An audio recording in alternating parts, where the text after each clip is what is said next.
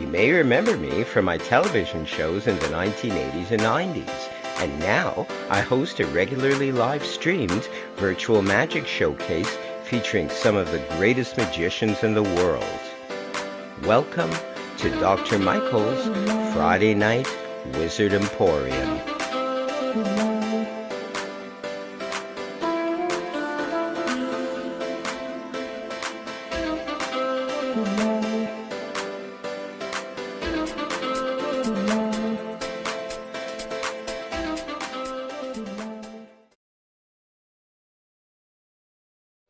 And welcome everybody on this beautiful fall day to my Friday Night Wizard Emporium. It's a pleasure and an honor to be with you again on this day. We have an amazing lineup.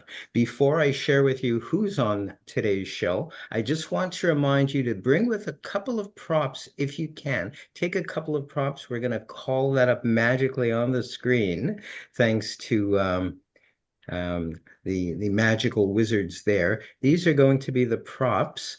If anyone can manage to get a phone, a wallet or purse, keys, a watch, ring, and coins, that would be greatly appreciated. Someone a little bit later in the show is going to require those props or the use of those props. So without further ado, I want to mention who will be on the show today. And coming up very shortly will be someone who's very, very special. He's special not just to me, but to the magic community. He's an inventor. He's much more than an inventor and creator of magic illusions. He is somewhat of a mystic as well. I think those of us in the know will agree. I wish we had the whole show to devote to him. We do not. But nonetheless, let's put our hands together for the great Kenton Nepper from the U.S. You know, one of the things that happens with all of us is that we have magical powers. I know you might go, well, that's not true. I don't have that's magic tricks. They're not magical powers. But actually, we're the ones who've been tricked. All human beings have magical powers, but we think we don't because, well, we've named them. And because we've named the powers, we then think, well, they're not special anymore. Like imagination. Oh, it's just your imagination. But imagination is an actual power. It's a real power. And maybe you're questioning yourself about that. So I'd like to try a test. I mean, after all, what fun is magic and mentalism if you can't test things out to see? So this might not work, but I think it's worth a test.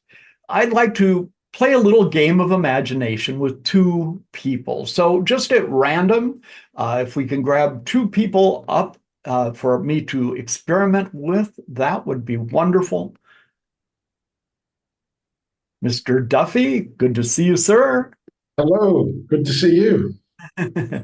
and Holden, wonderful, great, good to see you. Very good. Now, just so you know, I'm taking this seriously, even though we're going to have fun. I'm going to bet I have a little wallet here. I'm going to bet what I have, okay, on what's in here. I don't know what's in here, actually. Not much. But that's okay. Don't worry about it because I have a credit card. I'm going to hide the numbers, but I have a credit card. So you'll get whatever's on the credit card if I miss this. All right? Fair enough? Good. So first of all, before we start, Martin, I want you, I know you know about playing cards. So would you imagine you have a full deck of playing cards there? Good. Very nice. Good. Now I want you to separate them into reds and blacks. Oh, very nicely done. That was quick. All right. And now what I'd like you to do is hand some to Holden, either the reds or the blacks. Yeah, okay, I'll hand them. Shall I tell them which one I'm handing them? I don't care. It's up to you. Don't tell them or don't tell them. There's the black ones, Holden. Okay. So you got the black ones, Holden. You can take those home. See if you can do this at home with yourself. All right. Martin ended up with the red ones. So Martin, now, and thank you, Holden, for helping out. And see if you can get close to the numbers while we're doing this. But Martin, now you have only the red ones left. You could have had only the black ones, but you decided on the red ones. So now I want you to reach into the red ones and take all the diamonds in one hand.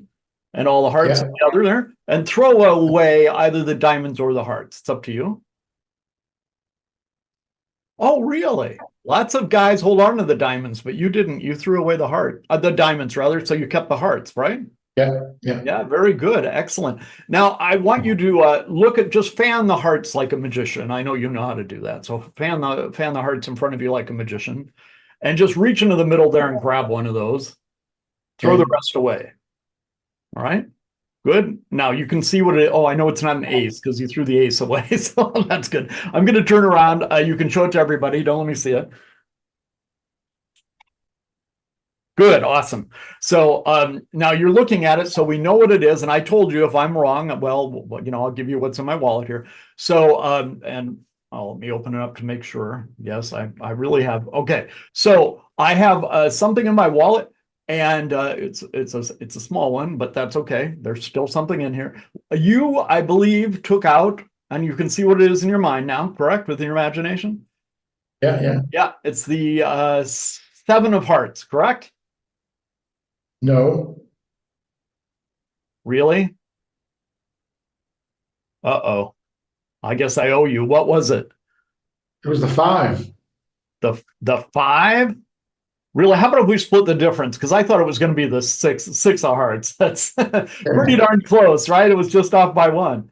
But I told you if I'm screwed up, I'd give you everything on my card, on my credit card, and I will, because right on the credit card I wrote off by one. So you did very, very well. You couldn't get much better than that. Nice job imagining. See, we all have the powers. It's just whether or not we imagine and use it. I hope you will.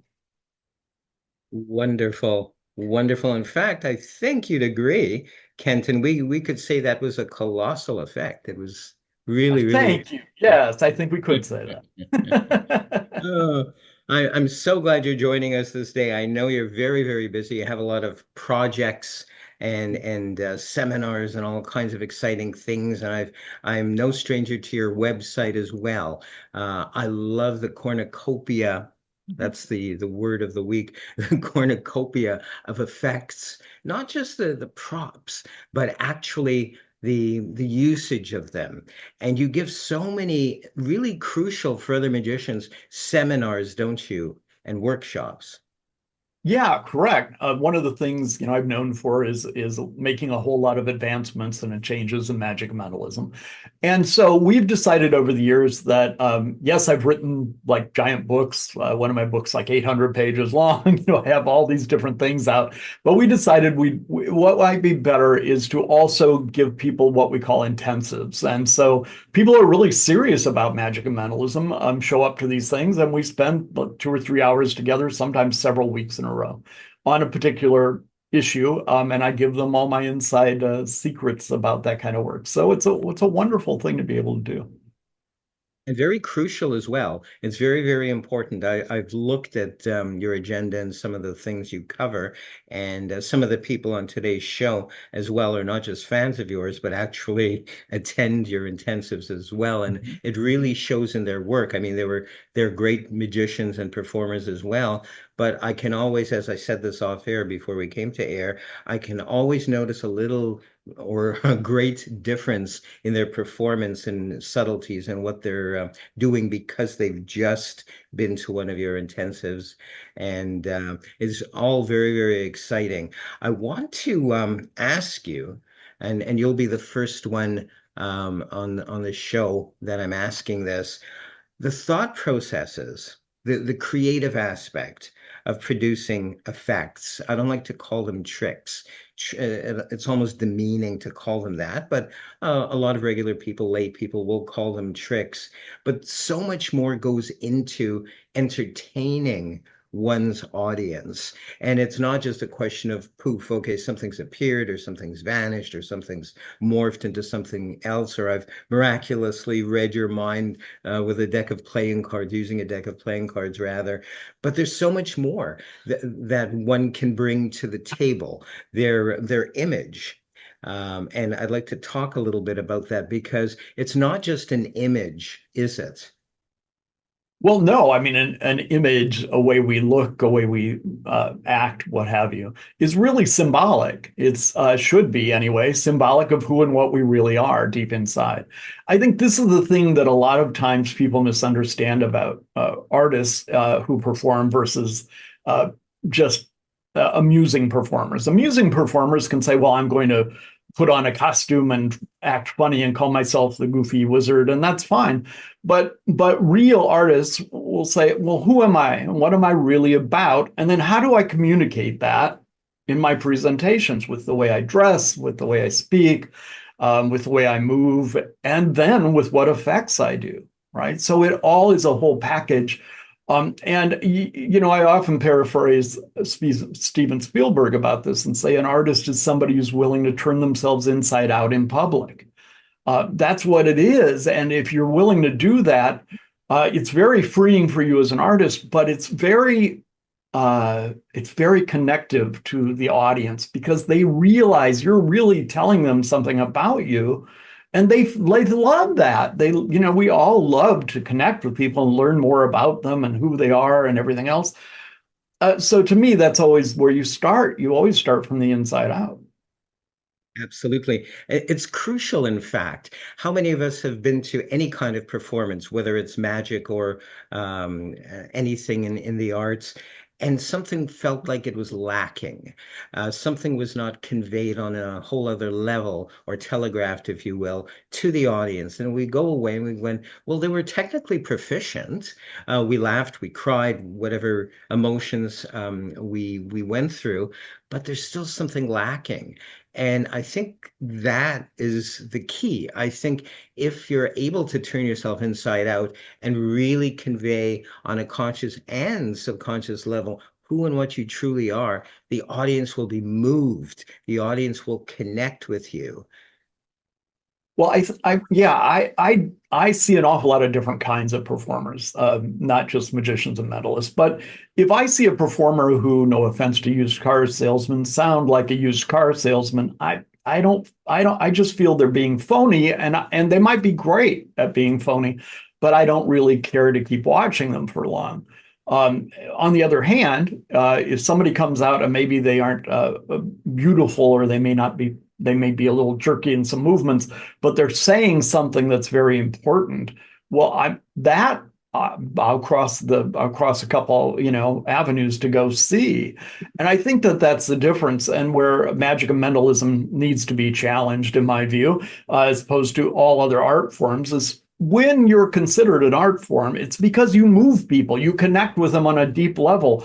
And I often say this, and it shocks some people, but I won't cross the street usually to go see a whole bunch of magicians. I just won't. A few of my friends, I'll travel quite a few miles to see because of what they represent. But if you tell me one of the musicians I love is playing 10 miles away, I'll walk there if I have to. And why is that? Because they move me and they connect on a deeper level. So I just think we need to always make sure we're trying to honestly connect on a deeper level and share who and what we really are with other people. And when we do that, people are excited, they're more engaged. It's easy to become a legend when you're really being something unique, right? So I think that that's what it's about. Absolutely, absolutely. As our viewers by now have surmised, connecting with you is so important. So, anyone out there, especially the magicians, particularly magicians, bizarre mentalists, I like to call them mystery entertainers.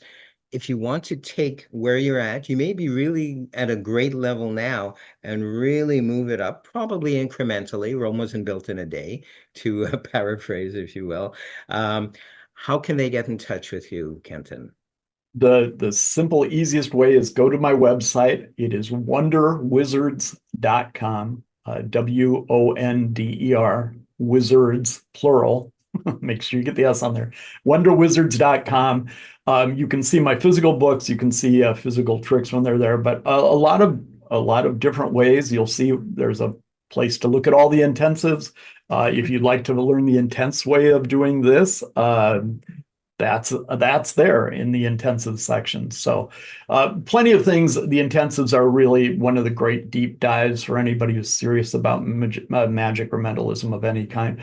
And there's lots of other things to peruse where download forms instantly available, so it makes it a lot easier. Wonderful. You're a true treasure, Kenton. I'm not just saying that to be nice, on so many levels, and I'm eternally grateful that you did make it on our show today. Let's put our hands together once again for the great, I'm going to say great, Kenton Nepper. Thank you, Kenton. Thank you. Wonderful to be with you. And there we go. And moving from one part of the US to another part of the US is another entertainer. I know you're going to enjoy her. We certainly do.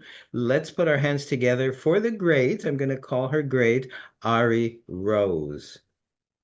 Thank you so much for that lovely introduction. Hi, everyone. My name is Ari Rose, and I want to talk about intuition today. Now, intuition is a fascinating thing that perhaps we don't fully understand yet, but we all feel it. It's that gut feeling when you know something's right, and it's also that gut feeling that you know when something's wrong. It's that feeling that leads you to meet a new person or meet a new group of people or to back away from certain people. Now, I'm going to do a demonstration of intuition today using a deck of playing cards. What I'm going to be doing is trying to intuitively find the 4 aces out of a shuffled deck of playing cards. In order to properly connect to my intuition, I'm going to take away one of my senses, my sense of sight. This is a blindfold. What I'm going to do is tie this blindfold around my eyes so I cannot see the cards at all. Tie that there. Now, I can't see anything that's happening, barely feel the playing cards, but just by intuition, if all goes the way it should, I should be able to find 4 aces. I'll start by giving the deck a table driffle shuffle. If I had people here with me, I would allow you to shuffle the deck, but since I don't, I will be shuffling it. I will shuffle it and give the deck several cuts, doing the fairest things possible that I know how to do. Now, to really mess with my intuition, I'll even give it a casino-style shuffle or casino-style wash, which is what they use in the casinos in Vegas to avoid card cheats and things like that. It can also mess with your intuition because you can't quite sense things. But I do believe that should be enough shuffling for me. First 2 aces, if I'm not mistaken, should be black aces. That's the 2 black aces. We'll put those down there. I'll give the deck one more cut because I think the 3rd ace is a little harder to find. Right about there should be the 3rd ace, if I'm not mistaken. Now, the last ace is definitely a bit harder to find, and it's a lot harder to sense. Something's a little different. I think the 4th ace maybe isn't even in the deck, but is right there amongst the other 3 aces. If my intuition is correct, that should be the 1, the 2, the 3, and the 4 aces. Thank you very much. Wonderful. Wow. Wow. Thank you so much, Ari. It's Thank it's you. funny that you did this effect. I was just speaking to someone off camera. I saw you do this online. I don't know if it was Instagram or Facebook or somewhere. And I said, Yes. "Oh, I hope she does it on this show." And I never dictate, I never tell our performers what to Not do. at all. And I seldom give them time deadlines as well.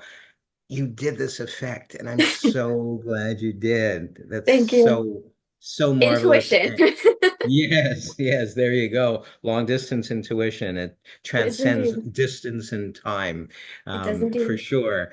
Um, Ari, I'm gonna maybe ask you the same thing that I asked Kenton, because I think we're Yes. all, pardon the pun, online today Yes. with our thoughts, etc. And when I first saw you, which was probably a couple of months ago online, you kind of popped up into my feed and whatever, Yes. and I thought there's something special about this person, the way you look, because automatically as people, as human beings, we're sensory, so we see, and I Right. thought I think you're authentic. I Thank you. I don't think what you're wearing is necessarily a costume. I think this is really who you are. And that Thank you. intrigued me. And then I asked you on last month's show, and that proved very much to be true. So I want to speak a little bit about this, about the importance of every performer, regardless of whether they're a seasoned entertainer, been in the business, God help us, 60 or more years, or even just this year. How important is it for you to be your authentic self and to convey that on all levels? That's an awesome question. Authenticity is something that I'm huge on. When I first started this journey, as I was developing my character I wanted to portray, I tried to go kind of opposite of my personality. So I didn't want to do the really heartfelt emotional routines. I kind of want to be like hardcore and really tough. And as I experimented further with that, it didn't feel right to me. It felt forced. It didn't feel authentic. And I think authenticity comes through to our audience so much better. You can tell when a performer, what they're doing, they believe it. And also what they are feeling and portraying really comes through and creates that connection with our audience that we're always seeking. So I think authenticity is a huge thing, and you can tell it in people's eyes and their body mannerisms and everything if they're authentic or not. So it's super important, I believe. Absolutely. It's telegraphed on some level or another to the audience. And Exactly. they'll either dig you right away or they'll kind of go, okay, and maybe they'll politely sit through, depending on what part of the world you're living in, or boo you Right. off, depending. And authenticity is so important. And doing the kinds of things, I know you do multiple things actually. You're a magician. I think, well, you share with everyone what you do. Yes. So I am a magician. I do a little bit of mentalism as well. I am a model and I am also a dancer. So I've done a lot of different things all in the somewhat entertainment industry. And doing all those things are also extensions of who you are. It's Very part of much. your heart and soul. And hopefully, I'm sure you are having right now a lot of opportunities to share that with people, to share your various gifts and Definitely. thereby enhance people's quality of life as well. Because that really Exactly. is what it's all about. When we're younger, it's kind of like, okay, wow, the money is coming. I didn't expect that. I'm making money from stuff I love. Wow. Right. But in the end, it's really enhancing other people's lives through your gifts and talents. And you Yes. certainly have been succeeding at doing that, Ari. Thank you very much. I appreciate that. It is very much to be able to instill a feeling of joy in someone that's having an awful day is one of the most beautiful feelings that you can experience as a human being. Absolutely. Absolutely. Well, I'll look forward to having you back on when you're Thank you available. very I know much. you're very busy. How can people get in touch with you? You can get in touch with me on Instagram. My Instagram is Ari underscore magical underscore life. Here on Facebook, it's under Ari Fleischman. You can also view my website, which is arianafleischmanmagic.com. And you can email me at arirosemagic@gmail.com. Excellent. Thank you so much. It's a pleasure Thank and an you. honor. Thank you for gracing us today on the show, and we'll look forward to seeing you again really, really soon. Thanks Thank you again, so much for Ari. Be having well. me. Thank you. Thank you. See you soon. Well, we're quickly moving along. We're going to fly overseas from the US to the UK. And I'm not just saying this to be kind. He is one of my favorite entertainers that I'm able to co-entertain with. We're both on a show called two shows, Tuesday Night Magic Theater and on the Wednesday, Open Mic Magic.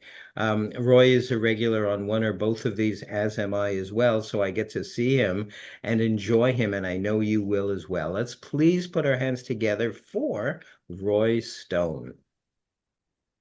Oh, me ducks. Hope you're all right. or as we say up here, all right. So tonight I thought I'd continue the saga of telling you about my Uncle Eric.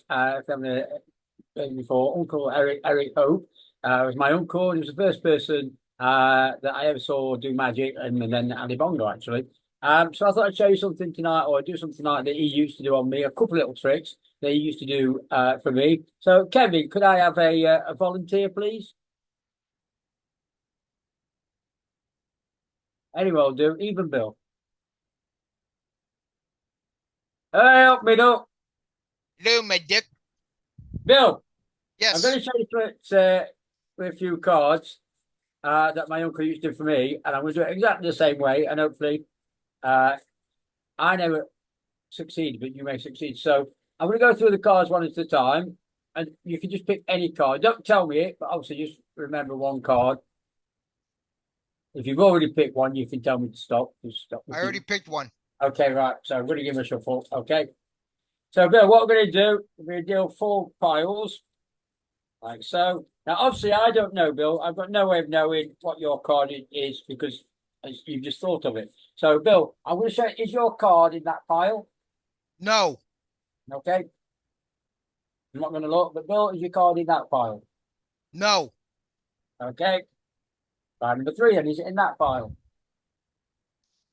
Yes. It's in that pile. Okay, Bill. So, what we'll do, Bill, we're going to put the cards back together again. So we just put it back in the middle, somewhere like that. Makes it. We're going to do it one more time. So we're going to deal 4 piles again. This time we're going to eliminate some cards. Obviously, again, I don't know what your card is. So again, is your card in that pile? No. We'll get rid of those. We don't need those. Just to make it a little bit easier for me. Is it in that pile? No. No. Okay. Is it in that pile? Yes. Okay, so we'll get rid of this one. So all I know is, I don't know what your card is, but all I know is that your card is somewhere in this part, in these one of these 4 cards. So Bill, we're going to start first. You want number 1 or number 4?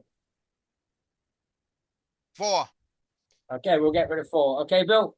So Bill, 1, 2, or 3. Just name 1. 2. 2. Okay, so we'll get rid of 2. So Bill, hopefully, this is all weird. What was your card, Bill? 3 of diamonds. Very good, Roy. Your choices. Okay, so the second trick I want to show you, Bill, that my uncle taught me is. Now, I always wanted to learn the Russian roulette tricks. You know, where you have a nail like that and you slam your hand down on the nail. He said I could learn it, but first, he said, you've got to have the practice mode because obviously you've got to learn how to do it. You've got to tune your mind and things like that. So, in one of these piles, Bill, and I'm just going to mix them up without even looking, is a picture of a nail. Okay, I'm going to make sure I don't know where it is at the moment. I've just mixed them all up. Okay. There we go, Bill. So, Bill, 1, 2, or 3, Bill. Pick one for me. 2. Number 2. Let's have a look, Bill. Was I safe? I was safe. Okay, so that leaves these 2, Bill. Bill, do you want me to drop number 1 or number 2? Number 1. Number 1. Okay, so that leaves number 2.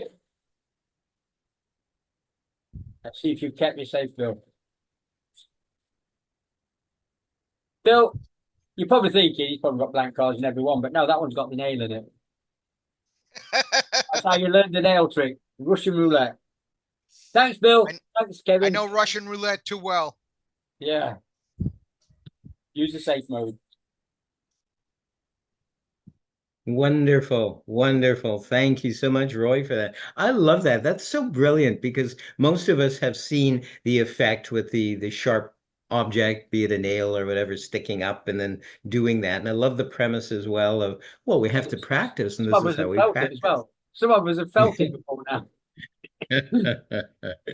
So just brilliant, brilliant. We're talking today a little bit about authenticity. And one of the things I liked about you, as soon as I saw you on one of the shows, either open mic or Tuesday night magic theater, was you're you.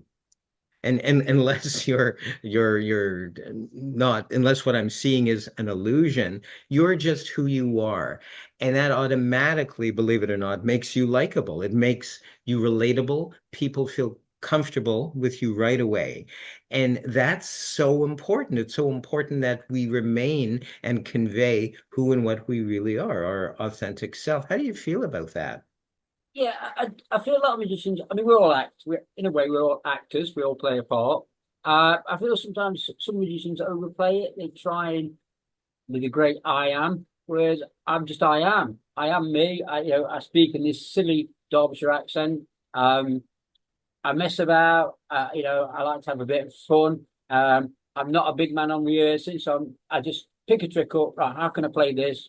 Go over it a few times. Right, that's how I'm going to play it. So I like to think that I'm unique in my own style. I don't do fancy card slides. I can't do fancy card slides. I don't do all that sort of stuff. I can do the odd one or two. So I have to compensate in other ways. And I think that's what makes me, hopefully, a little bit different from everyone else, a bit more unique.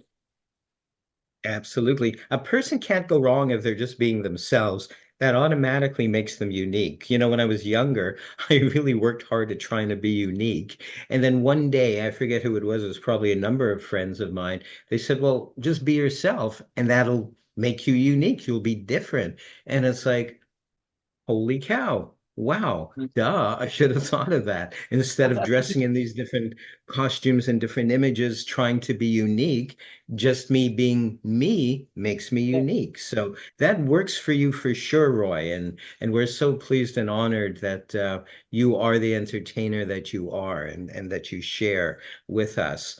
How can people get in touch with you if they want to book you? Yeah, I'm on Facebook, I'm on TikTok, I'm on Instagram, I'm on them all. If you just Google Roy Stone Magic, I normally come up at the top of the list because I'm the only Roy Stone Magic. I've got Roy Stone Magician or Roy Stone Magic. I come up at the top of the list. My website is roy-stone-magic.com. Excellent, excellent. Book Roy. I'm not just saying that. You won't be sorry. You'll have fun with him. You'll be amazed by him much as you were tonight.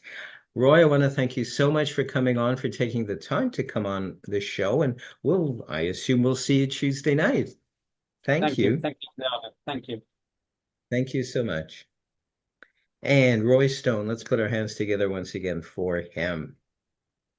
Up next, we have another amazing entertainer. One of the things I love about her is the color that she employs. And of course, the mystery is in her magic. She is also a very unique individual, and we're so pleased to have her via, I almost said videotape. What century am I living in? Via video. Please let's put our hands together for Robina the Enchantress.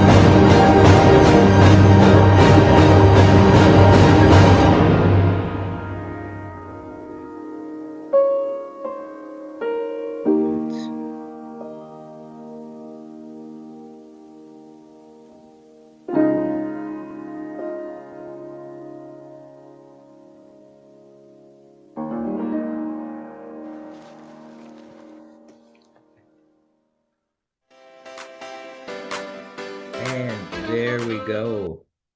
Robina the Enchantress. And if I'm not mistaken, I believe we have Robina in-house in the studio. And there she is. Wow, that's all I can say, Robina, is wow. That, I've seen this a few times, this particular act that you've done, and I always am surprised by the costume change at the end. I am. And Sue, my wife, was watching this along with me, and she said, I think she does a costume change. And I said to her, no, if she would have, it would have been at the beginning. But I was wrong. You Surprise. surprised it. It is. It's wonderful. And I want to chat. I want to preface this as well by saying the very first time I saw you perform, Rabina, was probably on Tuesday night Magic Theater and or open mic on the Wednesday, was how unique you seemed. And I don't know if you'll agree with me on this or not, but you truly are unique. Not just the props you do, but your dancing, your past dance moves, they do show in some of your gracefulness and whatnot. But the costumes too, I feel, and I could be wrong, are really you. It's not just a costume. It's not just a show, which it is. It's very visually interesting with all that you do. But I have a feeling you're being very authentic in your presentations. Is that true? Well, I like to think so. I I joke to myself that actually when I'm here performing, I get to dress as me all day long, and I've even gone to the store occasionally. Oh, I've got a show today, just making making excuses for how I'm dressing and how I'm prepared. But that uh, I'd say that's fairly authentic. That is who I am. And as I get a little older, time moves on, I get to be more authentic because I think when you're younger, you think, oh, I have to be like everybody else. Well, I've never been like everybody else, but I'm even less like everybody else now. Bravo, bravo. Very, very cool. And honestly, I'm not just saying this to be nice. I look forward to watching you on these shows that we both participate in, just to see what you're going to do next, because Mhm. it's almost always a surprise. It's always, not almost always, but always colorful and visually interesting. And as a magician who used to do a lot of kid shows, I think most of us as magicians, we're used to colored scarves and whatnot and parasols and all this sort of thing. And some of us, as we have gotten older, we use less props, or we seem to use less props. And that's kind of what's popular right now is minimalism, if you will. But I'm so glad and thankful that you're still keeping in the world of magic color, because that's what it is, isn't it? It's color, it's nature, it's butterflies, it's rainbows. How do you feel about that? I that is how I approach a show. For me, I've always considered myself it's somewhat of Mother Nature, and I encourage nature, encourage life, and encourage the happiness in the people around me. And like you said, the butterflies always make people smile, and even the all the spots falling off the silk. I laugh because people are like, the spots fell off her silk, and I like that. And and I do Absolutely. approach things. I usually come up with a show first, and or I'll come up with an idea and then start adding things to it. Or I have a couple of core routines like the my dots. I call it dots on, dots off in my mind. And I'll see something and I go, oh, that'll go with the dots routine perfectly. But so it just keeps growing. Yes. It does. And believe it or not, I really appreciate that you did share a little bit of those thought processes. I'm sure many magicians are curious. They're fascinated by the thought process. And it's not just taking props and doing one trick after the other. What I love, one of the things I love about your show is it kind of flows. You're picking up one prop and using it for the next segment of your show and all that sort of thing.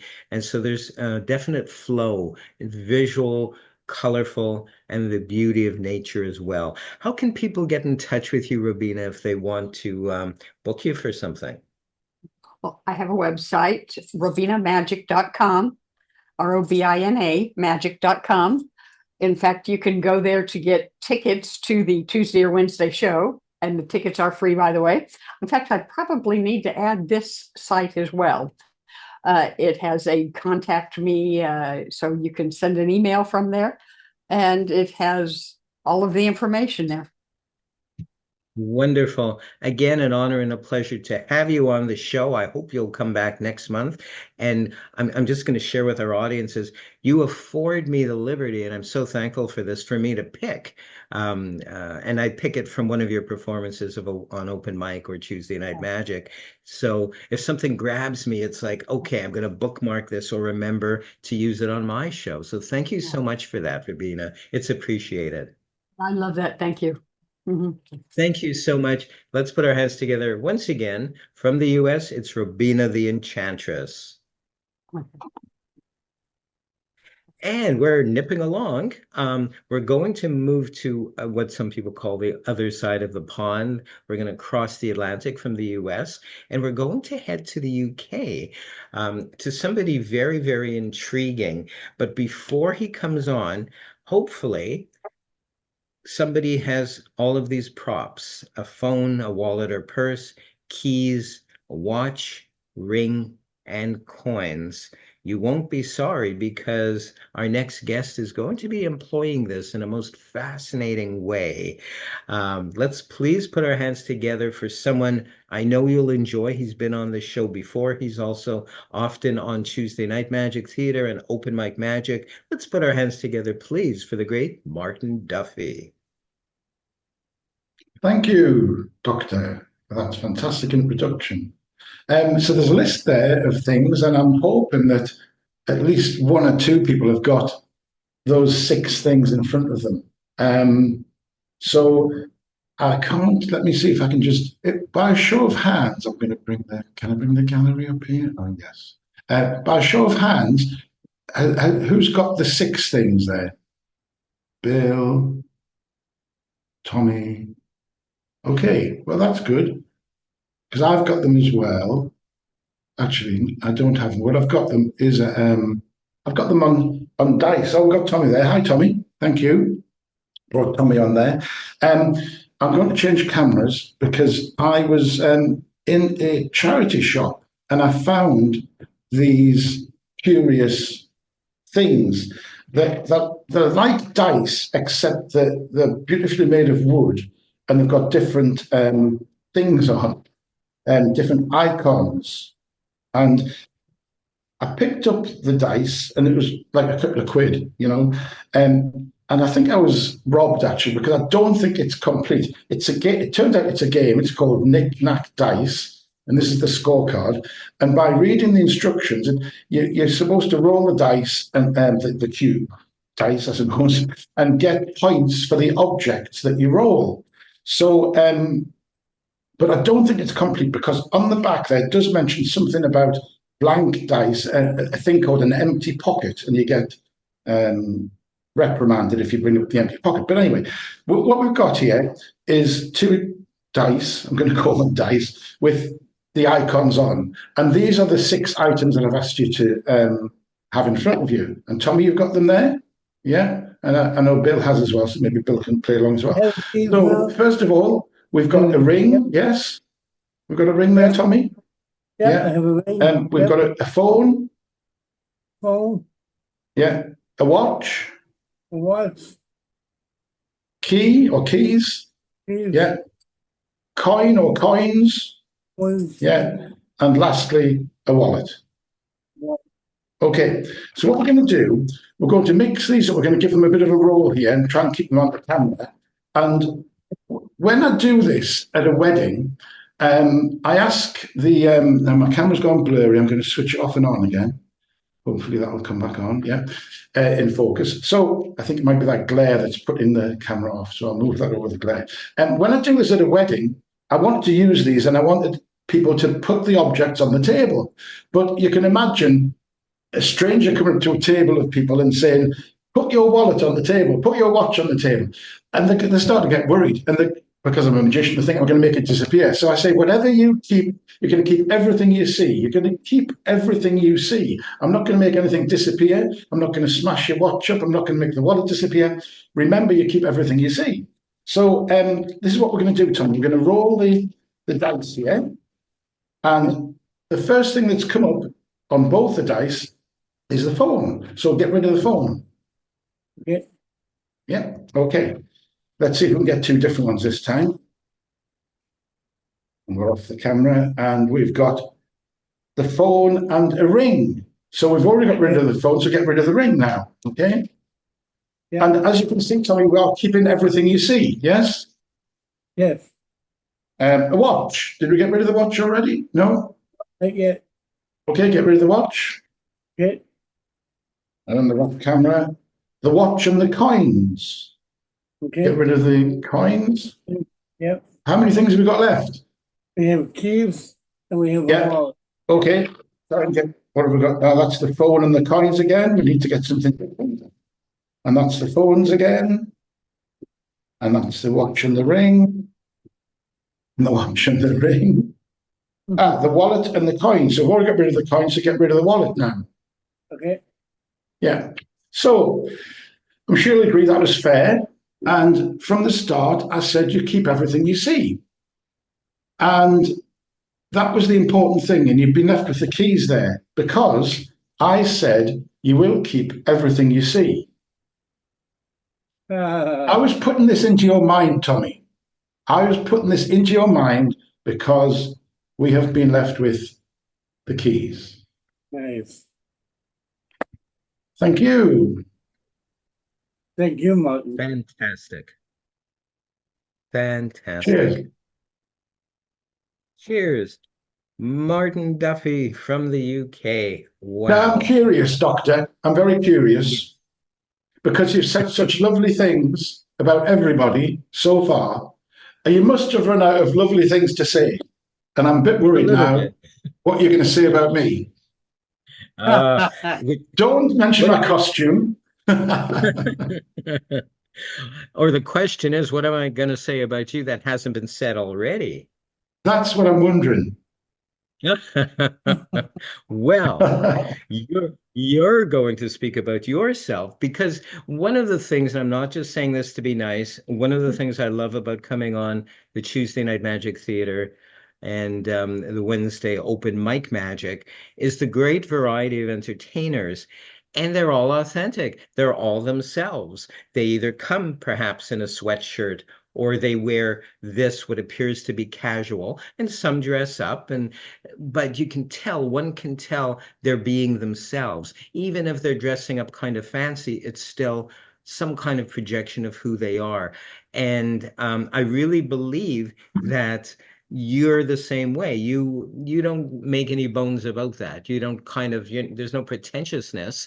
You know, and the audience knows your magic is very, very good. It's exciting. You use, and again, I'm not just trying to be nice. You use interesting props as you did tonight as well. And there's the mystery. Well, how did he do that? So I believe that you being your authentic self, which is who and what you truly are, that's always in play. How do you feel about that, though? Well, as you were saying that, something came to mind, and I don't want to name drop, but I've known I knew Paul Daniels from 40 odd years ago, actually probably 50 years ago, really, when I think about it, nearly 50 years ago. And I remember something that he said, which kind of ties in with what you said. And he did say this years ago, so the prices maybe changed a bit, but he said he goes to a dinner wearing a £600 dinner suit so that the Duke of Edinburgh can walk in wearing a £900 dinner suit and look down on him.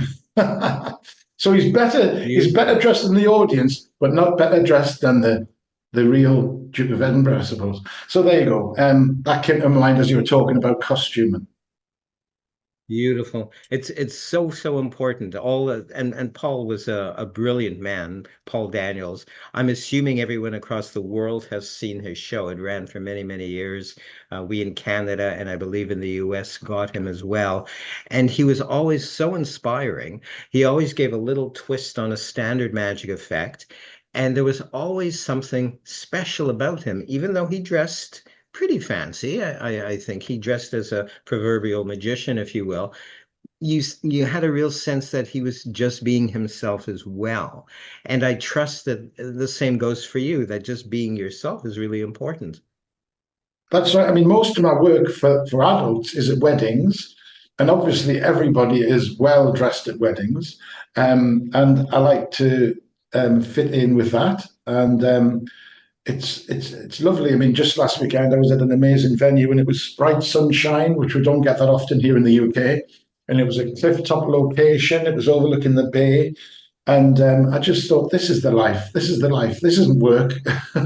I'm here, Yes. and everybody is loving what I'm doing. They're in a great mood. It's a wedding, and it was just, it's beautiful. And, next weekend I'm going to, sorry, not next weekend, during the week I'm going to the IBM convention, the Magic Convention. Going to meet lots of my friends there. We're going to see some amazing magic, and I'm really looking forward to that.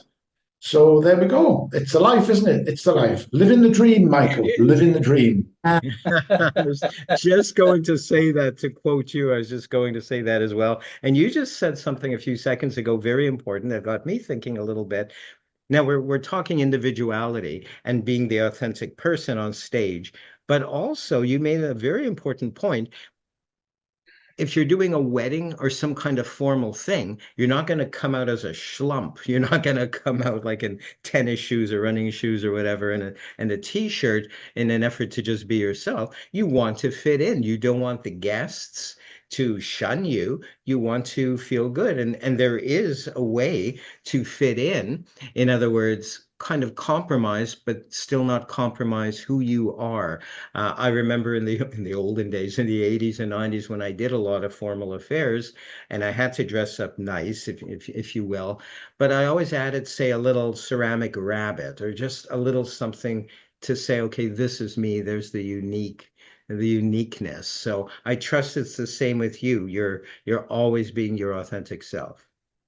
Yeah, the thing is, I might be going against convention here, but when I get an invitation to perform at a black tie dinner, I tell them I don't wear black tie because when I go to a black tie dinner, everybody is wearing black tie. Okay. Ah, And even at an ordinary dinner, the waiters, the manager of the hotel of the venue is wearing black tie. So I'm yeah. going to be different. I have black tie. There are occasions where I have done it, but I would much rather say to them, look, I don't want to blend in with everybody. I don't want people coming up to me saying, can you get me another bottle of wine, please? I've got to No, be, I'm different. I'm the magician. There we go. absolutely.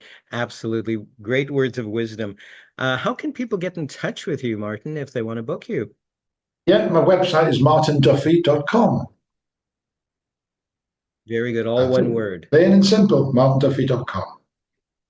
Perfect. Easy to remember as well. I want to thank you so much, Martin Duffy, for joining us this day. Thank you for honoring us with your magic. Thank We'll you for see the you invite. I'll see you all soon. righto. Thank you. I have a feeling we'll be seeing him either on the Tuesday night or the Wednesday open mic magic.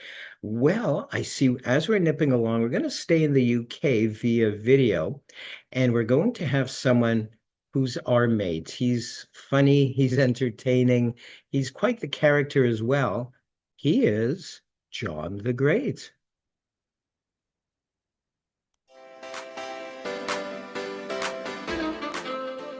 John the Great, and I'm your mate. And today I'm going to show you some animals we met at the zoo. Okay, and as we go along, we're going to do the impressions, and you can join in at home. Okay, so the first animal we got is a lion. Can we all do an impression of a lion? Roar! Okay, so that is the lion, and now we pick up the elephant. Chunkity, chunkity, chunk. Can we all do an impression of an elephant? 1, 2, 3. Chunkity, chunkity, chunk. And now we have the snake. Okay? Can we all do an impression of a snake? Let's go. 1, 2, 3. Rattle, rattle, rattle. Rattle, rattle, rattle. Okay? And next up we have the sea lion. Now some people mistake this for a seal, but I can tell you that seals walk that way and sea lions walk that way. So the fact that this is walking this way means it is in fact a sea lion. We put him at the back. And now we have the monkey, and the monkey likes to play some tricks. So what we're going to do is we're going to make the monkey disappear. We're not going to do the monkey impression, we're actually going to make the monkey disappear. Okay, so first of all we're going to turn him over like that, and then we're going to put the monkey into this empty bag like this. This is the monkey catching bag. Okay, and what we're going to do is we're going to put the monkey in there. Now we're going to say the magic words and we're going to make the monkey disappear. Okay, 1, 2, 3, bing, bang, boom, and the monkey has disappeared. There he is.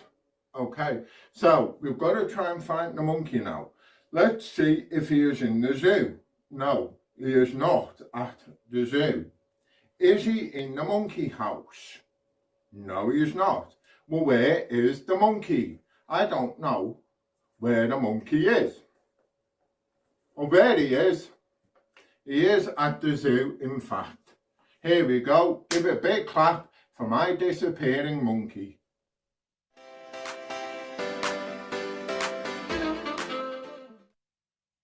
And there we go, John the Great. He's our mate, and he's always funny, from the UK. Well, we're moving back across the pond, across the Atlantic, back to the US. One of my favorite places is New York. Also, some of my family is from there as well. And we have next up the man who knows too much. Let's put our hands together for, I consider him to be, so we shall call him, one of New York's finest mind reader mentalists, Tommy Burnett. Let's hear it for Tommy. Thank you, Michael. It's very kind of you to say that. Although tonight I won't be doing the mind reading, someone in the audience will be our psychic for the evening. But before we get to that, I want to show you something I have inside this envelope.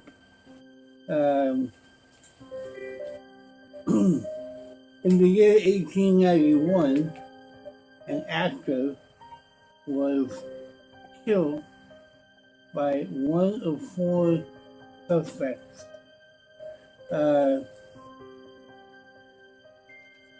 This is a little odd for me because I do like talking about stuff like this, but I know Michael has been asking people about, how do you be authentic? And my authenticity is that I happen to like weird and bizarre things. So that's my authenticity. But what I have here are some artifacts. This is an artifact from the Boston Police Department, dated February 19th, 1891. And if I could get my overhead cam to work, even if I can't, I'm going to read this for you. There we are. And of course, it is upside down, even though I had it working only moments ago. The lovely thing about technology, isn't it? All right. So, um, it says on Tuesday, February 17th, the body of an actor identified as Robert Benton was found dead in the alley behind the Stuyvesant Hotel in Boston, Massachusetts at approximately 3:17 a.m. Upon closer inspection during an autopsy conducted by the local coroner suggests that the man was sedated with a mixture of bourbon combined with bromide salts and then strangled. The four suspects in question are known associates of the deceased. It is Philip Seymour. There is Timothy Foster. There is Emma Bateman. And there is Jonathan Morehouse. Now, unofficially, the lead investigator, Inspector Hines, has hired a local psychic to aid in this case.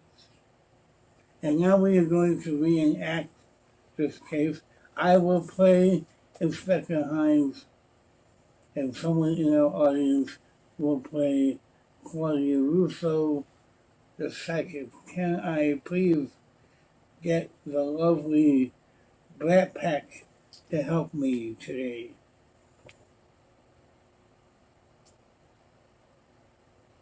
Hello. And there the lovely Brat Pack. Hello, my lovelies. How are you today? Good. How are you? I'm very well. I'm always better when I see you. Aw, me too. I know.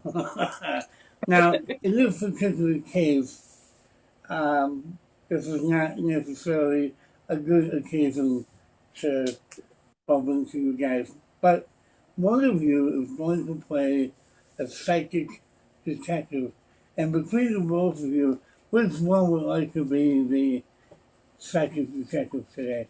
Sarah or Michaela? Okay, Michaela. Excellent.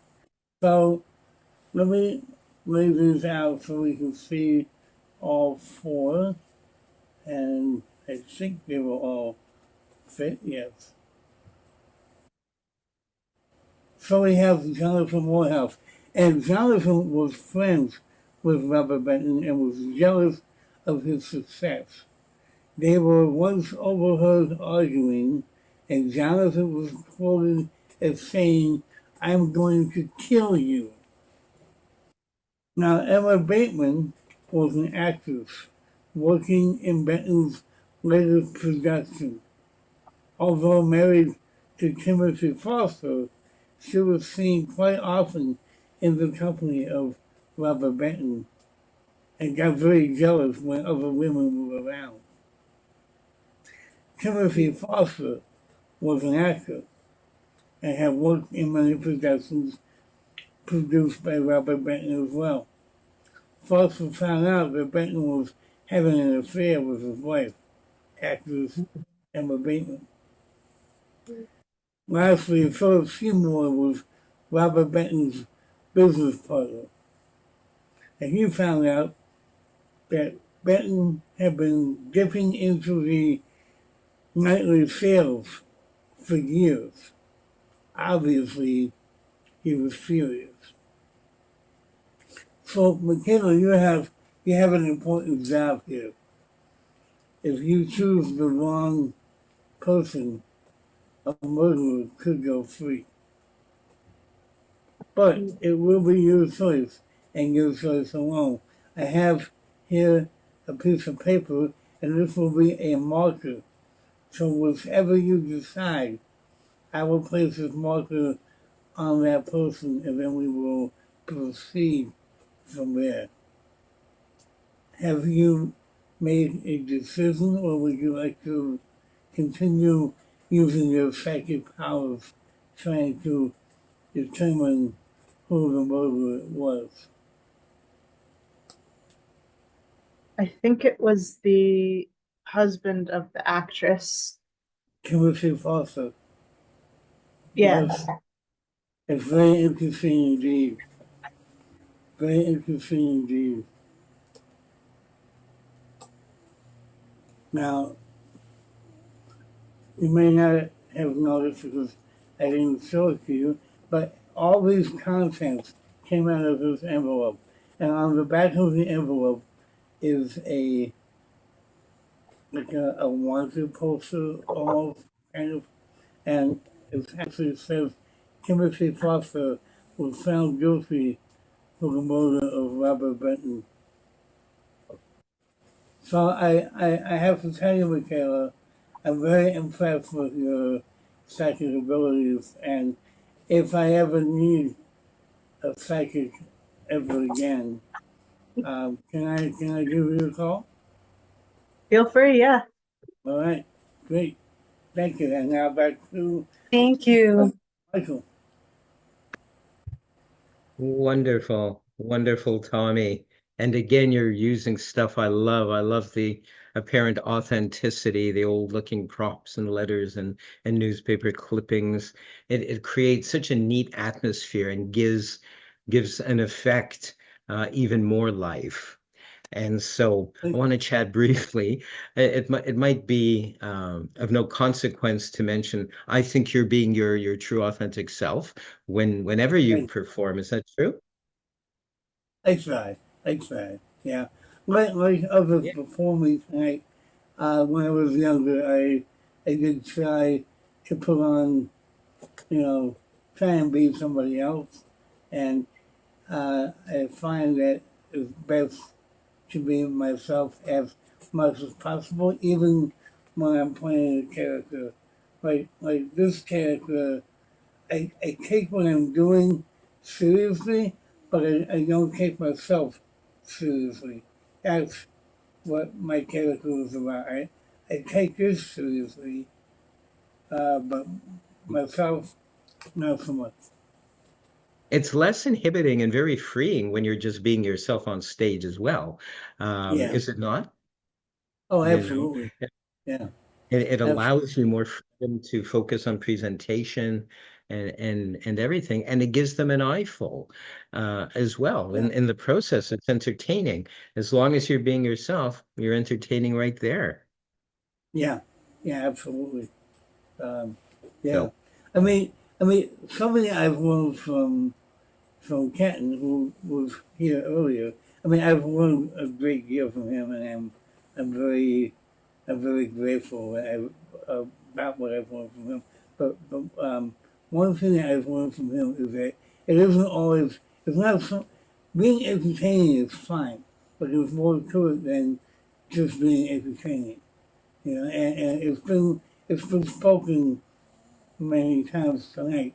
It's more about, and it has to do with authenticity, and it has to do with being genuine, but it's more about making that connection with my audience. Because once I have that connection, then I can pretty much take them wherever I want to go. You know, because absolutely. they they believe in me, right? So Yes. yeah. So It thank you, could be Ken. life altering. Yeah, It could be life altering for the audience because absolutely. if done Oh, well, then you're making people think a little bit and hopefully you're encouraging an evolution of a person as well. yeah, well, many of the effects of Kenton's that I've learned are definitely life changing and life altering. And a lot of it has to do with the simplicity of the effect. There's no, I mean, this the one I just did can be a little convoluted, but I tried to simplify it as much as I could. Um, and you know, yeah, I guess that's all. I guess that's all. I can talk about Kenton for hours. I love Yeah, I it's love him. very I good. love him. I love him so much, and he's done so much for me and for so many other people. But yeah, simplicity is key, and meaning is probably the best form of misdirection. Giving something meaning, Very good. and I try Very and good. do that in my performances. I don't always And succeed, but I try. you succeed. You succeed. Your show, I have to plug this. I want to plug this. I don't have to plug this. Today, if people are watching Friday, you've got a chat show, a talk show on the Saturday, every Saturday, actually. It's called Mind Over Magic, which I think is a brilliant title. And I'm sure it will inspire many. I'm sure it hasn't already inspired a lot of people watching it. You have great guests on. I'm not just saying that because I was your first guest some weeks ago, but I'm thankful that you saw fit to have me on. But one of the performers we had on a little bit earlier, you're having on your show tomorrow. I am, yes. John the Great. And it's going to be an interesting show because he has a few um, challenges that he has overcome. And it's going to be a very interesting chat talking. He wants to be open and honest about these challenges. So it's going to be a really good show. I can't wait. Yeah. Yes, we're all looking forward to it. How Yeah. can people watch it? Where can people watch it?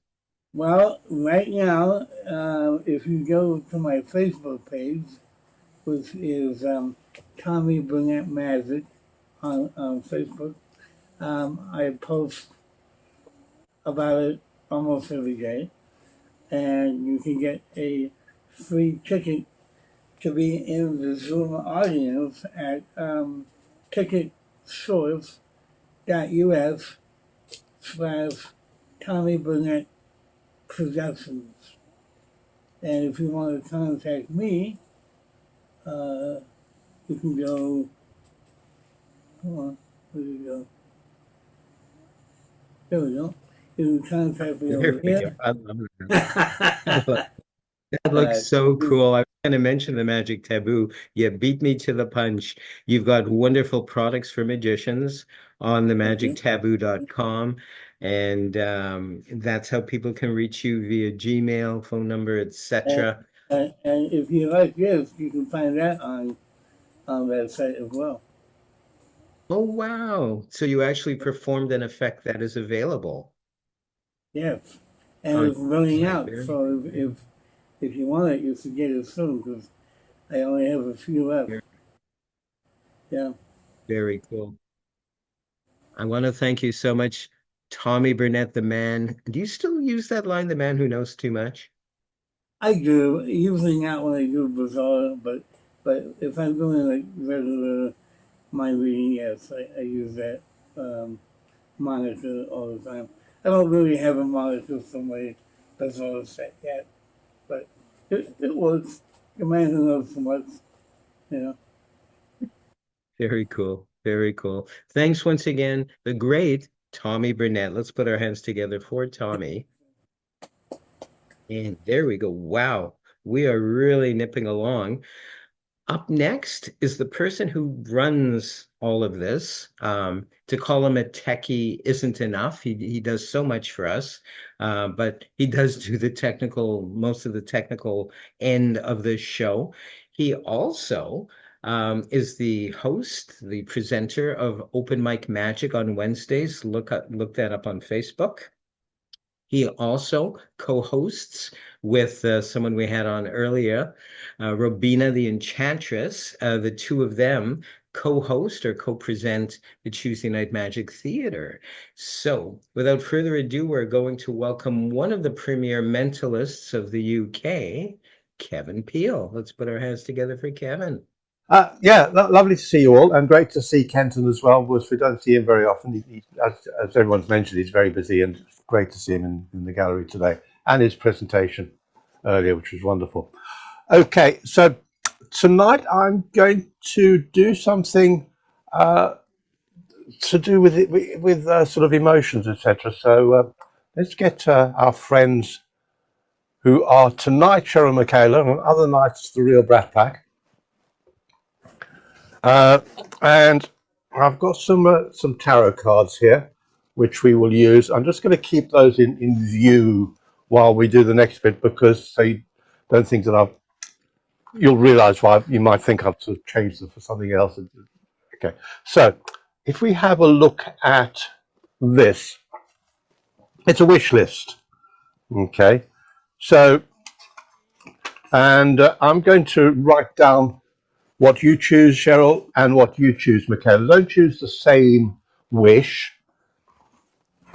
So, Cheryl, have a look through all those and see something that really tugs at your emotions or tugs, means something to you.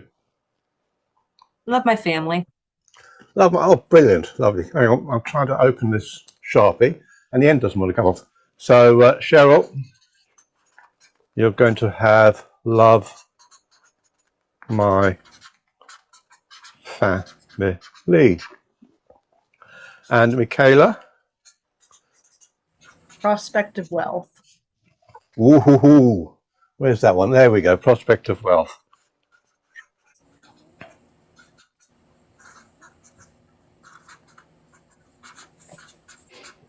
Okay. Okay, so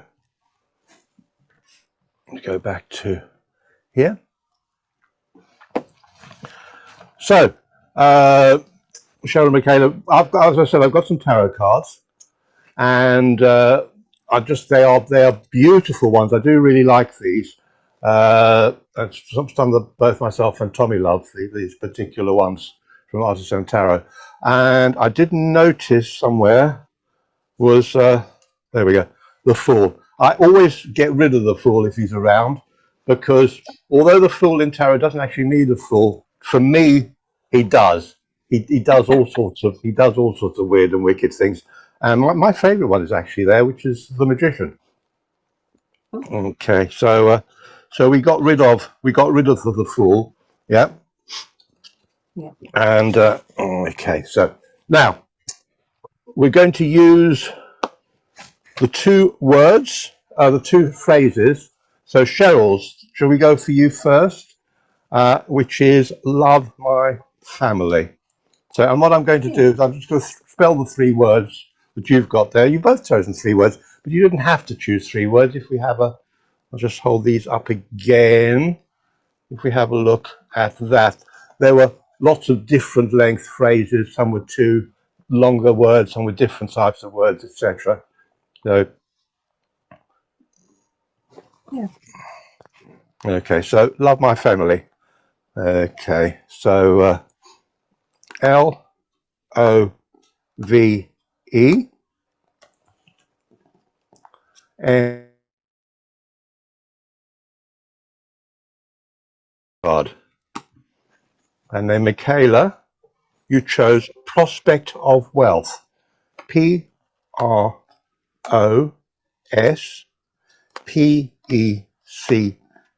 Now you see why I wrote them down. Yeah. OFWEALTH.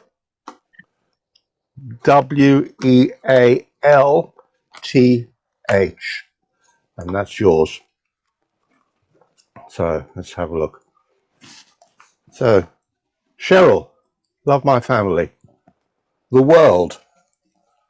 Wow, that's fantastic actually, because it means fulfillment, sense of belonging, wholeness, harmony, which is really a family related thing, and it really gels with what you said, the actual phrase that you chose. I think that's absolutely fantastic. So that was your card, the world. Awesome. And Michaela chose prospect of wealth, which is the Chariot. And again, the Chariot bends to a tender success and brings out an aggressive part of your personality, which an aggression obviously is part of human nature. And the Chariot, but the Chariot reminds you can also use it to take charge of yourself, take charge of your situation, and try and rein yourself in and not be too too aggressive at all. But I think Prospect of Wealth and the Chariot come together really well. So I think those two cards were great choices for you. But what's even more interesting is that little block of glass has been there all along, and it is in fact a picture frame. Oh my gosh. Which pictures the two cards that I thought would be ideal for both of you. That's awesome. Thank you. Thank you. Thanks, Cheryl. Thanks, Michaela. And Wow. bring back our fantastic host. Hello, Michael. Hi, Kev. I love that so much. You know, I love tarot, the Yeah. tarot cards, and just a beautiful tie-in and prediction, etc. is so cool. Um, Now, when I ask you, are you being your authentic self? I believe you are. Um, or is it just a character you've made up that we're seeing right now? Now, Right. I think Yeah. I So yeah, when I'm on a live show like this over Zoom, I am just an exaggerated version of myself. yes. I also have a couple of different characters. One I'm working on at the moment, hence this new bit. I'm working on a darker character for my Bizarre Magic. And also, if I do stand up mentalism, I tend to be, again, slightly more than me and try to bring a bit of humor into it as well and not be when I first started looking at mentalism, I thought you had to be serious and dour, etc. And then I saw Darren Brown, and I realised, no, you don't. You can have a fantastic personality. You can have humour, not be a comedian, but do things in a humorous way, and that's what I'm aspiring to at the moment. Absolutely, and you're succeeding at that as well. I believe, in my own humble opinion, that people just enjoy you. You're approachable. They love Okay. watching what you do, and I think that's half the battle. The other half is actually succeeding and having the effect or experiment work.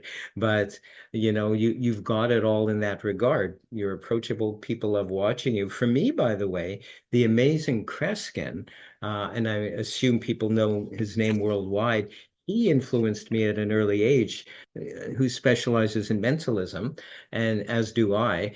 And he wasn't all this dark kind of weird character. He was very approachable and likable, and he'd often talk when he'd do live shows about, oh, he just bumped his knee, and so he's limping a little bit. He seemed very, very real, almost vulnerable as well. And again, that makes him very approachable. So I never saw mentalism as it was a change for you as well, seeing Darren Brown. I never saw mentalism as something really heavy, but something as, well, our mind is a powerful thing, which I believe anyway. And if we can connect, that's really, really cool and have fun in the interim. So hopefully we do that on your show, which I want to plug. I want to mention Open Mic Magic on Wednesdays on Wednesday. Facebook, of which you're the host or the presenter, if you will.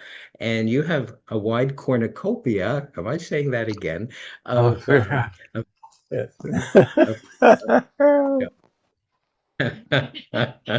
So you've got me saying that now over and over. And on the Tuesday night, you have Robina co-hosting with you as well. And wonderful, wonderful, if you will, a display, an opportunity for magicians to try stuff out and to entertain as well. And how many years have both those shows gone? Well, I think I was 7 when we started them. That's right. I mean, Open Mic's been going for over 3 years now, and I think Tuesday Night Magic Theatre's been going for a little bit longer.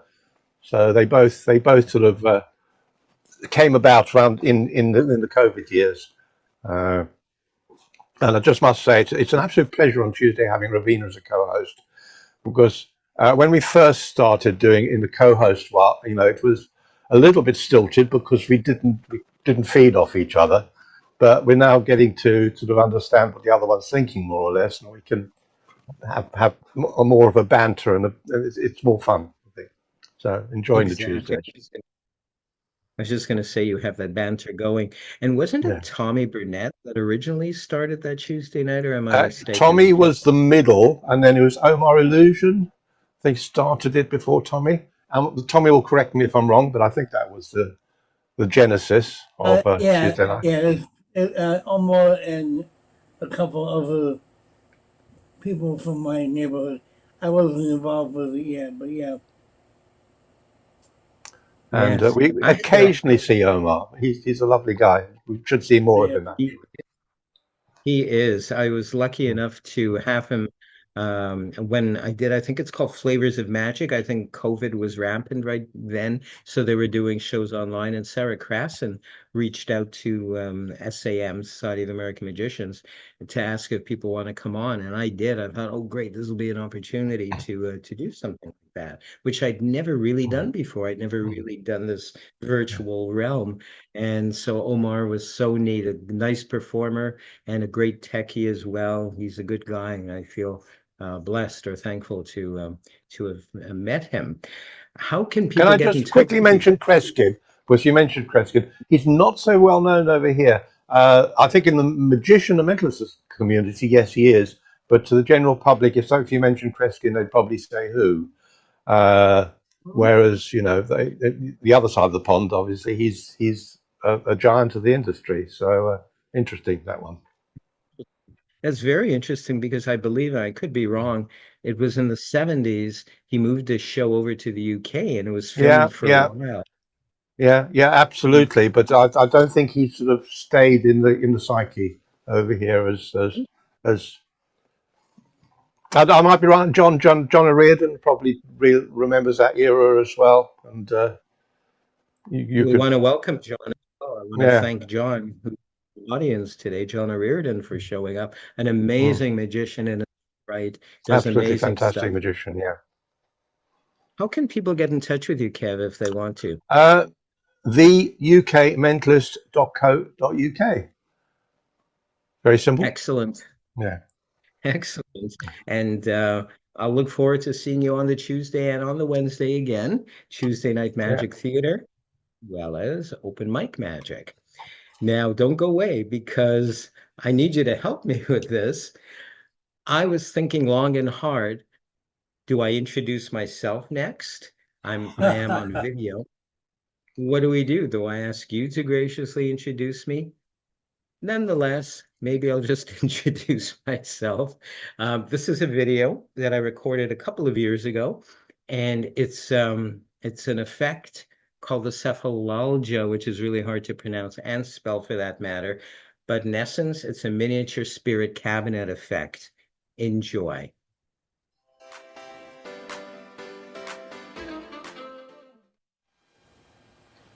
Dr. Michael, Magic Mike Likey here.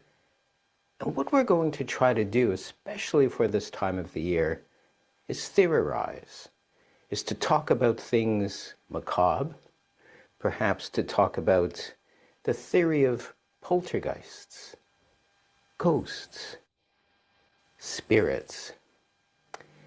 Do they really exist? Are they merely a figment of our imagination?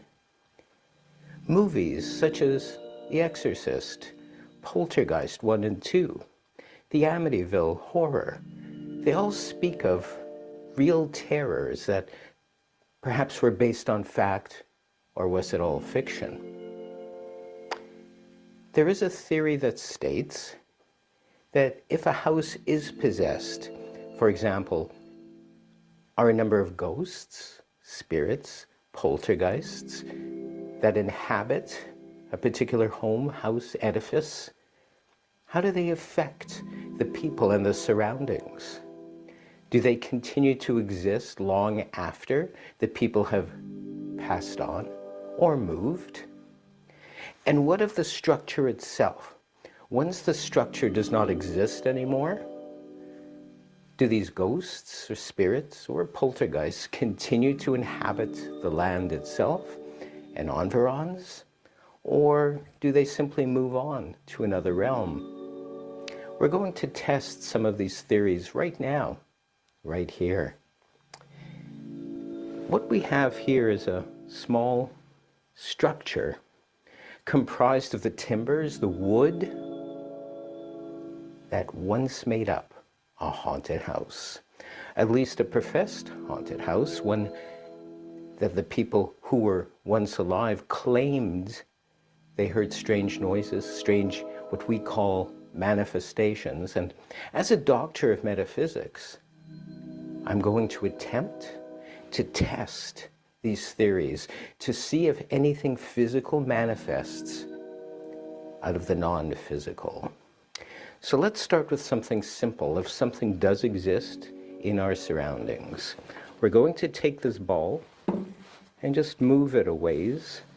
We're going to cover the structure somewhat. We do not need this skull. It serves no earthly purpose. And now I'm going to call upon any ghost spirits, poltergeists, if they are truly around, if they exist right here and right now within this physical realm, to manifest yourself in the form of the ball, having moved from the other side of the cabinet to back on top of the glass. Let's have a look-see. It is so. The ball has returned to the glass. But that is not merely or nearly enough for me. Let's have a look at this candle, for often the non-physical is able to become physical, to show a sign, if you will. And it is so.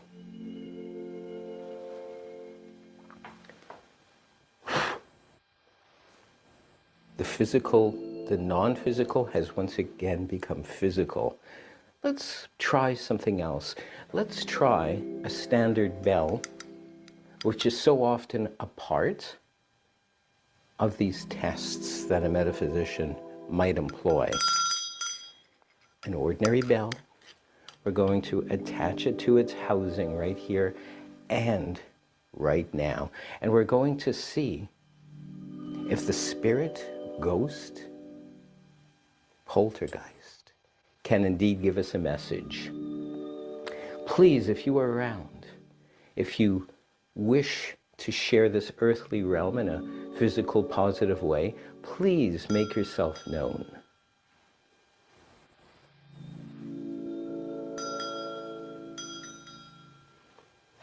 If you are truly here, do this one more time. Let us know.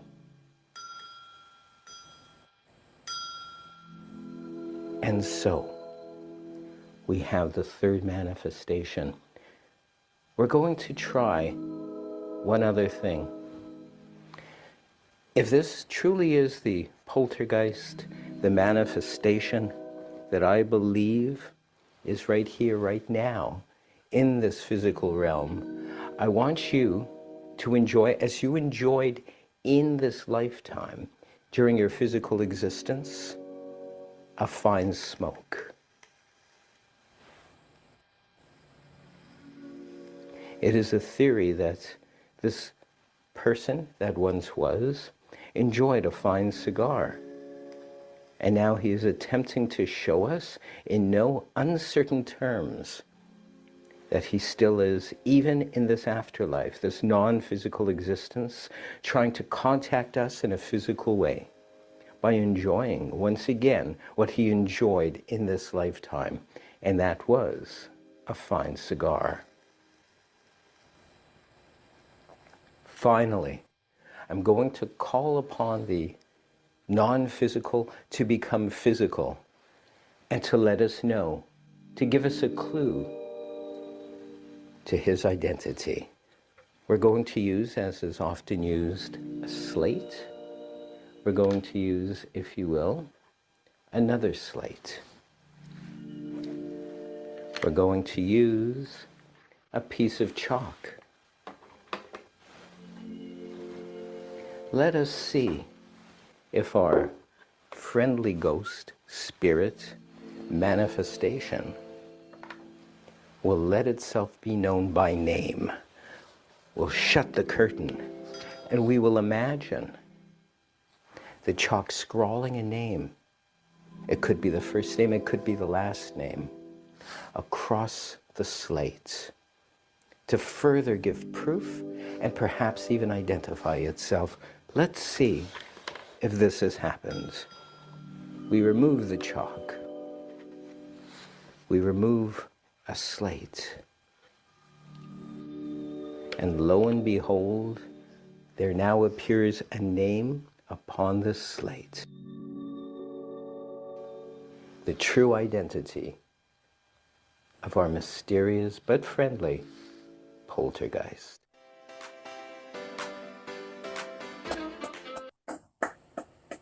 And there we go. That's one of my favorite videos. I just love that routine, which I pieced together. It was also an article in the MUM magazine, the magazine of the Society of American Magicians, a couple of years ago. And I'll be lecturing on that in about 2 months, a month or two, for the local IBM club.